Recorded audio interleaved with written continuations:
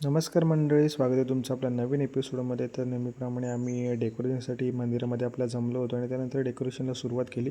आज आपण जो पुट्टा कापून घेतला होता तो मात्र आपण आज लावून घेणार होतो आणि सगळेजण कामाला लागले. तर आज खूप काम होते आपल्याला. तर पुट्टा आपण अगदी ॲडजस्ट करून नीट आपण लावून घेतला आहे. तर हा बघा असं लावून घेतलं आणि त्यानंतर अजून काय करायचं आहे, फायनल लुक आहे तुम्हाला नंतर कळेलच. परंतु त्याचप्रमाणे आम्ही लायटिंग देखील चेक केली, लायटिंग कशाप्रकारे लागते. तर लायटिंग अगदी जो सुंदर पेट होती, काही अडचण नव्हती. तर त्यानंतर आम्ही बॅनर बघितले गेल्या वर्षी कुठले कुठले बॅनर आहेत चांगले की नाही आहेत, नवीन कुठले छापायला लागतील. त्याचबरोबर झालर लावायचं काम देखील होतं.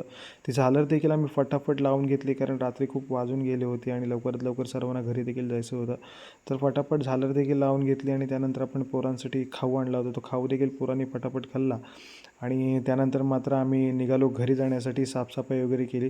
परंतु मंडळी, ब्लॉग येतो आहे आपला, तो नक्की बघा आणि तुम्हाला आवडेल. टाटा, बाय.